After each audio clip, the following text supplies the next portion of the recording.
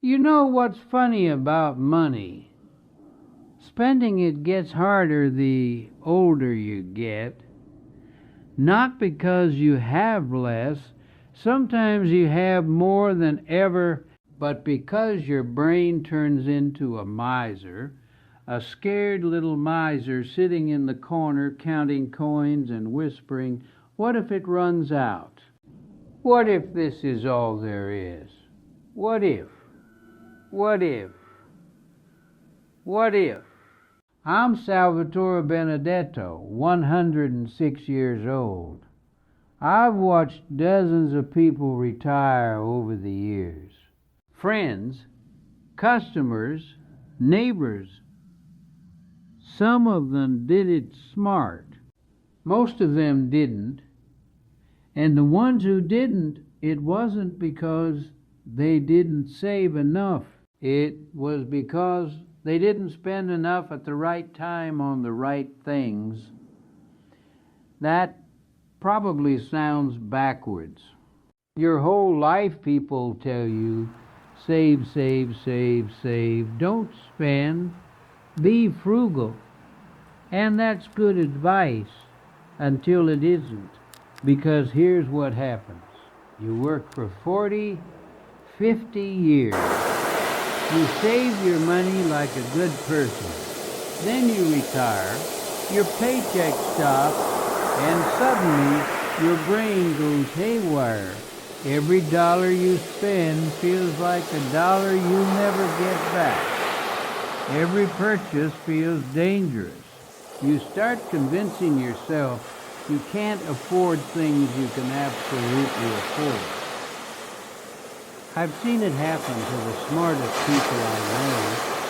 Engineers, teachers, accountants, people who could calculate exactly how much money they had, paralyzed by fear the moment that steady paychecks disappeared. So let me tell you something.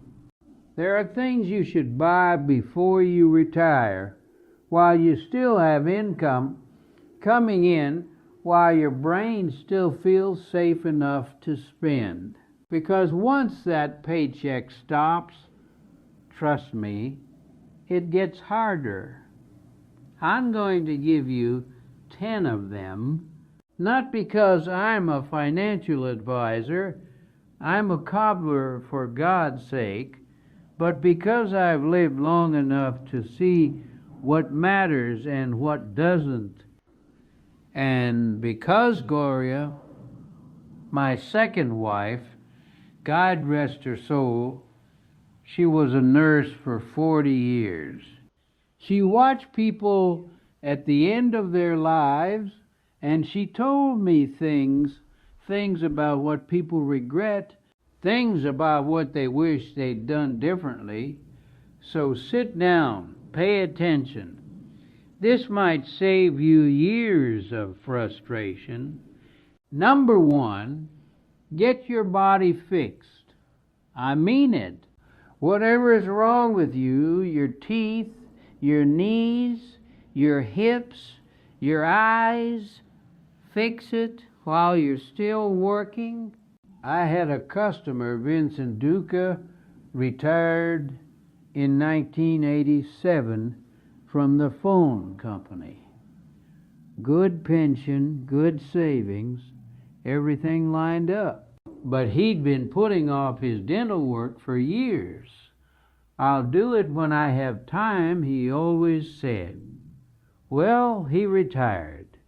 He had time, but now he was on a fixed income.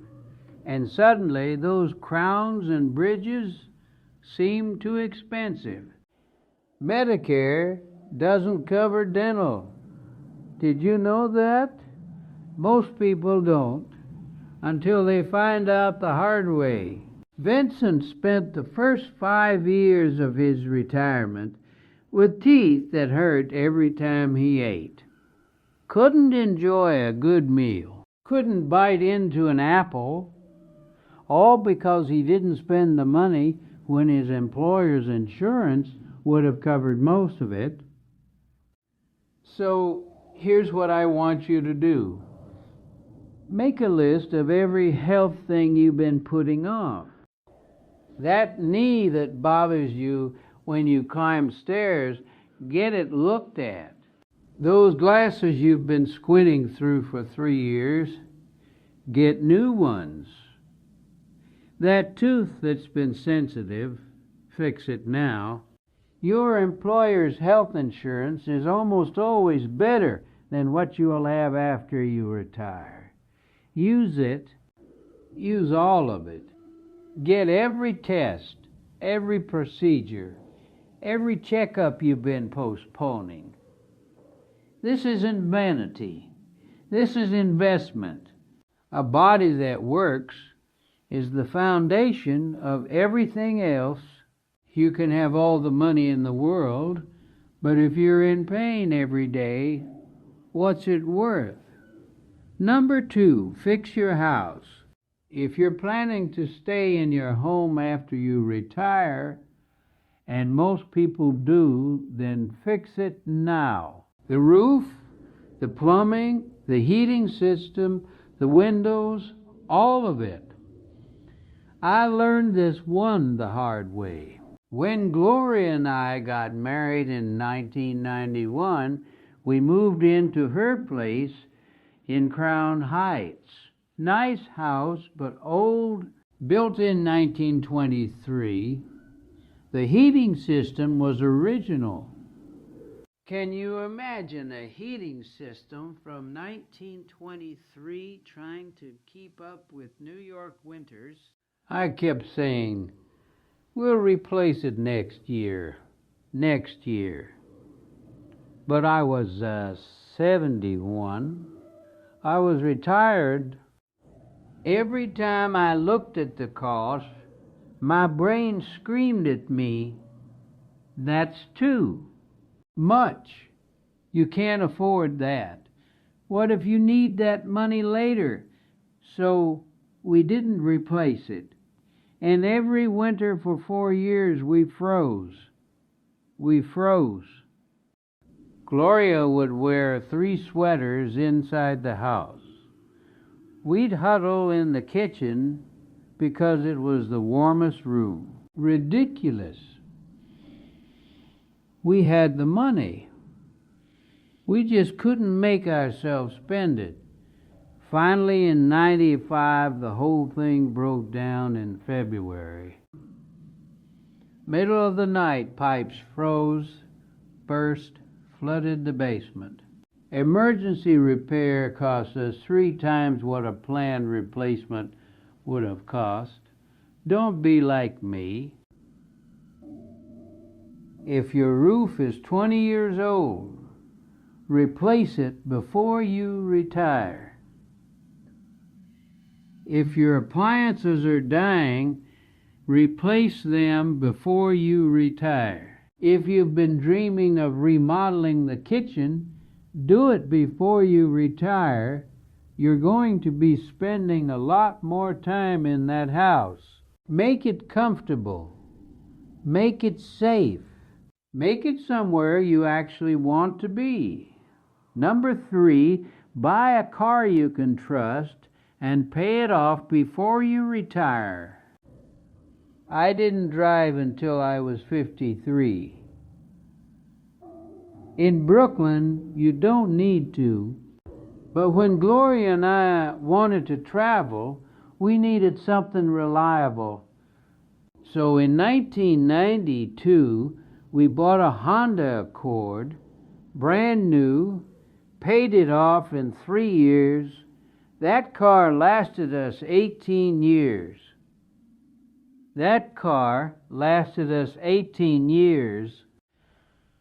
18 years. We drove it to the Grand Canyon and back. We drove it down Route 66.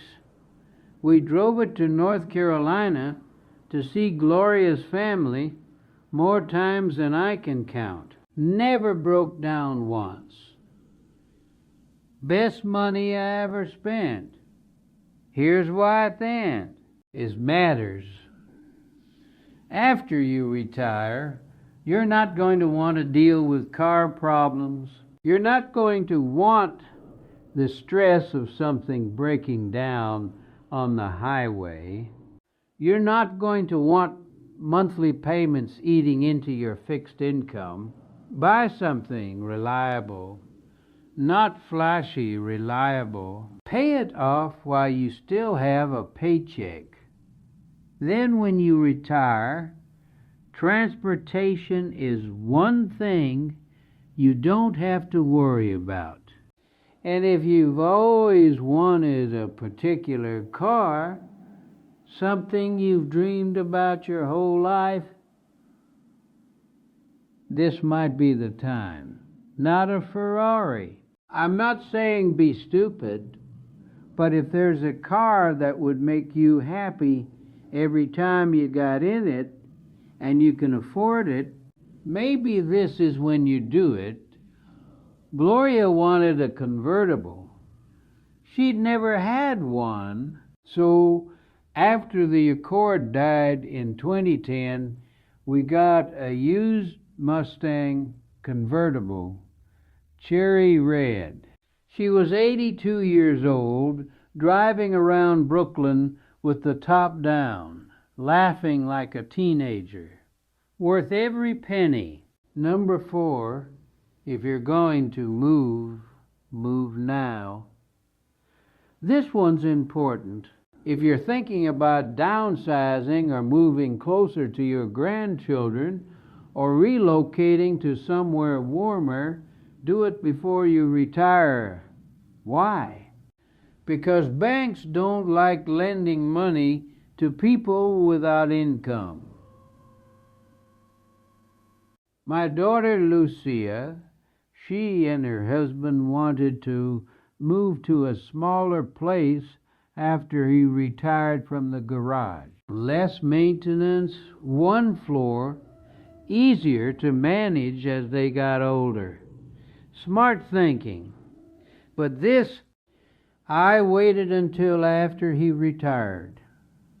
And suddenly getting a mortgage was a nightmare. They had savings. They had his pension, but the bank wanted W-2, pay-ups, proof of current employment income. It took them 8 months and a lot of headaches to get approved for a loan that would have taken 3 weeks if they'd applied while he was still working. So if moving is in your future, move it up. Buy the new place while you still have a job. Sell the old place. Get settled. Then retire into a home that's already ready for this next phase of your life. Number 5, book the trips. This is the one that surprises people the most, so listen carefully before you retire. Book the trips you've always wanted to take. Put down deposits, buy the tickets, get them on the calendar. But you're thinking, why would I book trips before I retire? Won't I have more time to plan after? Yes, you'll have more time, but you won't have more courage. Remember what I said about your brain going into scarcity mode. It happens with travel more than almost anything else. You retire, you look at your savings, and suddenly that trip to Italy seems irresponsible. That cruise seems extravagant. That flight to see your grandchildren seems like something you should put off until next year. And then next year comes and you put it off again and again. And then one day you realize you're 82 and you still haven't gone to Italy. And now your knees hurt too much to walk through Rome. I've seen it happen so many times it breaks my heart. Book the trips now, pay for them now, when the money's already spent. You can't talk yourself out of going. The decision is made. The tickets are bought.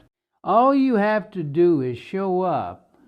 Gloria and I almost didn't take the Route 66 trip. We talked about it for 3 years after we got married. Next summer. Then one day, I think it was 1994, I just booked it. Hotels, car rental, everything. Non-refundable. Gloria was furious at first. You spent all that money without asking me, but you know what? We went. October 1994, 2 weeks. Best trip of my life. We ate at roadside diners and stayed in motel with neon signs and laughed until our faces hurt. If I hadn't booked it, we'd still be staying next summer when she died. Don't wait. Book it now. Whatever trip you've been dreaming about. Number 6, buy the tools for what you love. After you retire, you're going to have time. Actual time. Time to do the things you always said you'd do when you have time. But here's the thing. If you don't have the equipment, you won't do them. You won't do them. I've been making shoes for over 90 years. When I finally stopped working full-time in 2005, I was 86. It was time. I thought I'd never touch leather again. But then I got bored, and I realized I wanted to keep making things just at my own pace. Good thing I hadn't sold my tools. I still have my father's leather satchel, still have the awls, the hammers, the knives. They're what keep me sane. Even now at 106, I'll sit at my little workbench in the spare room and stitch something. Not for money, just to feel useful. Whatever you love doing, gardening, woodworking, painting, fishing, music, invest in the tools before you retire. Buy the good camera if you want to do photography.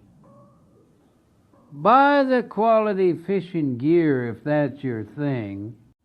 Buy the sewing machine, the pottery wheel, the golf clubs, whatever, because after you retire, you're not going to buy them. Your brain will convince you it's frivolous, that you should wait, that you don't really need it, but you do need it.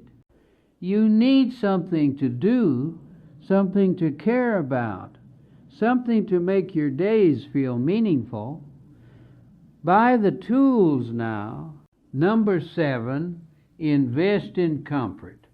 A good mattress, a comfortable chair, proper lighting, hearing aids if you need them. These things seem small, but they're not. My friend Bernie, we went way back, knew him from the neighborhood since the 60s. He retired in 1998. Healthy guy, good savings, everything going for him, but he slept on the same mattress he'd had for 25 years because it still works. It didn't work. He woke up every morning with a sore back, couldn't get comfortable, couldn't sleep through the night. His whole retirement was colored B. He exhaustion because he wouldn't spend $400 on a decent mattress. Your body is going to need more help as you get older. That's just reality. If you need glasses, get good ones. If you need hearing aids, get them now. Don't wait until you're so deaf you can't follow conversation. I waited too long. I didn't get mine until I was 98.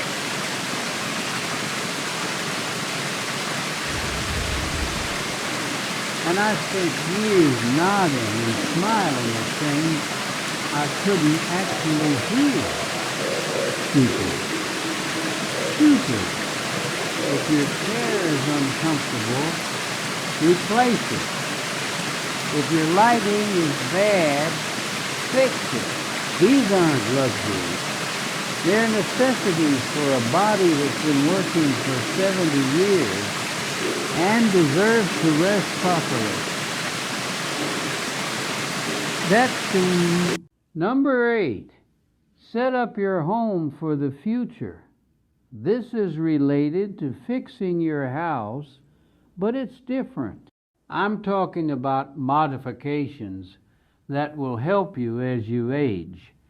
Grab bars in the bathroom, a shower you can walk into without stepping over a tub, railings on the porch steps, a bedroom on the main floor, if possible. When you're 62 and thinking about retirement, these things seem ridiculous. I'm not old. I don't need grab bars. But listen to me. You will. Someday you will. And it's a lot easier to install them while you're still nimble enough to handle the disruption. Gloria was 62 when I married her. Strong, healthy, walked everywhere. By the time she was 85, she needed the grab bars, needed the railings, needed the shower seat I'd installed 10 years earlier, just in case. Wait until you need them to install them. Do it while you're still working, while you still have the income and the energy to deal with contractors and construction.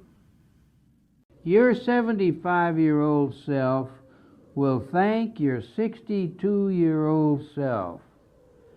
I promise. Number 9, hire help. This one's hard for people like me, like us.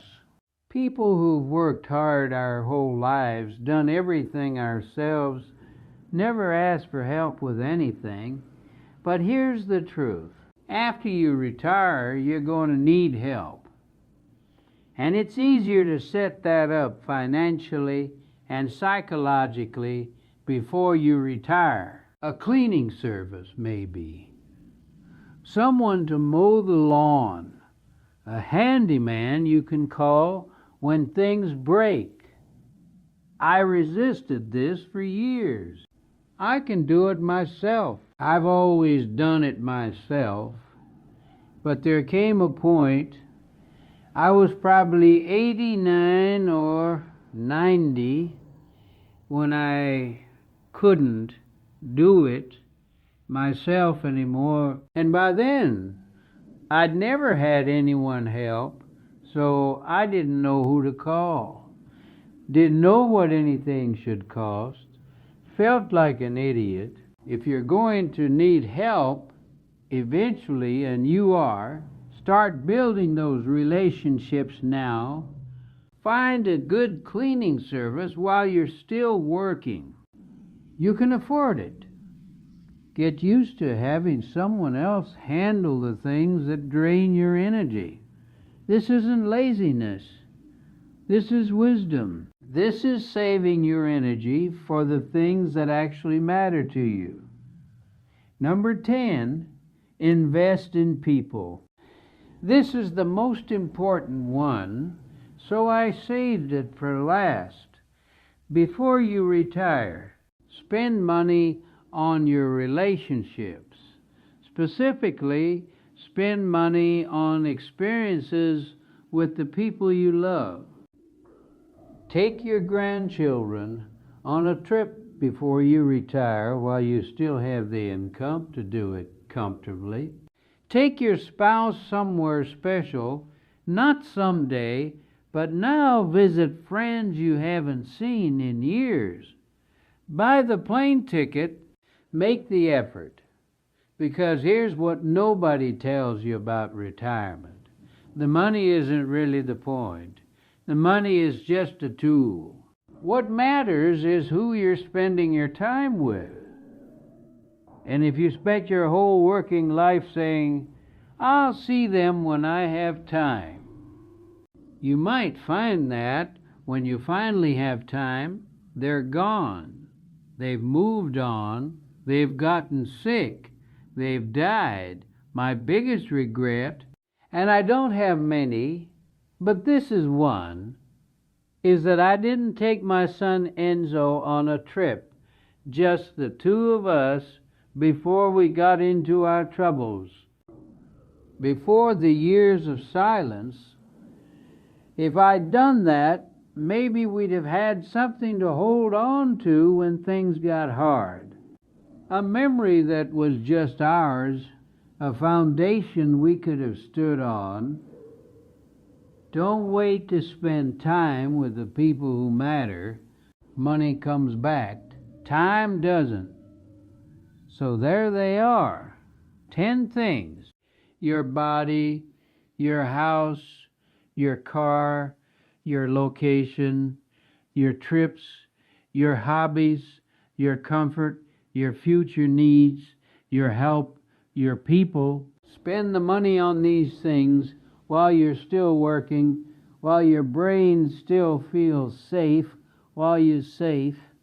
Still have that steady paycheck telling you everything's going to be okay. Because after you retire, even if you have plenty of money, spending it gets hard. Your brain goes into survival mode. Every purchase feels dangerous. You'll start convincing yourself you can't afford things you absolutely can afford.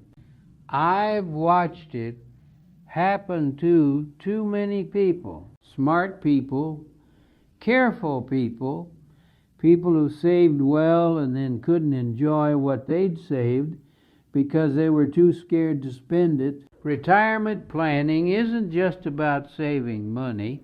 It's about learning how to spend it wisely at the right time on the right things. And the right time for a lot of things is before you retire. So go make your list. Start spending not foolishly, not frivolously, but smartly on things that will make your next 30 years comfortable and meaningful. You've worked hard your whole life. You've earned this. Now stop hoarding and start living.